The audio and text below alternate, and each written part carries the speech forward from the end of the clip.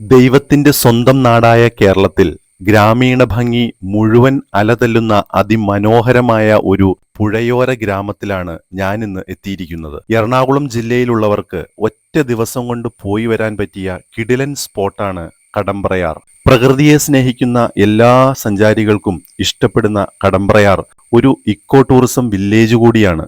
കൊച്ചിയിലെ പ്രശസ്തമായ വണ്ടർല അമ്യൂസ്മെന്റ് പാർക്കിനോടടുത്താണ് ഈ മനോഹര ഗ്രാമം. തെളിഞ്ഞ നീരൊഴുക്കും സമൃദ്ധമായ വയലേലകളും തെങ്ങിൻ തോപ്പുകളും ചേർന്ന് തനത് ഗ്രാമഭംഗി വരച്ചിടുന്ന കടമ്പ്രയാർ ശാന്തമായ ഒരു സായാഹ്ന സവാരിക്ക് അനുയോജ്യമായ സ്ഥലം കൂടിയാണ്. 20-ാം നൂറ്റാണ്ടിന്റെ പകുതി വരെ കടമ്പ്രയാറിൽ ബോട്ട് ഗതാഗതം സജീവമായിരുന്നു. തിരുവനന്തപുരത്തു നിന്നും കോട്ടയത്തു നിന്നും പള്ളിക്കരയിലേക്ക് കടമ്പ്രയാർ വഴി ബോട്ടുണ്ടായിരുന്നു. കൊച്ചിൻ ഹാർബർ നിർമ്മാണത്തിന് വൻതോതിൽ വസ്തുക്കൾ ആവശ്യമായി വന്നപ്പോൾ ആയിരക്കണക്കിന് കെട്ടുവള്ളങ്ങൾ സഞ്ചരിക്കാൻ തുടങ്ങിയതോടെ കടമ്പ്രയാർ ജലഗതാഗതം ഉച്ചസ്ഥായിയിലെത്തിയിരുന്നു.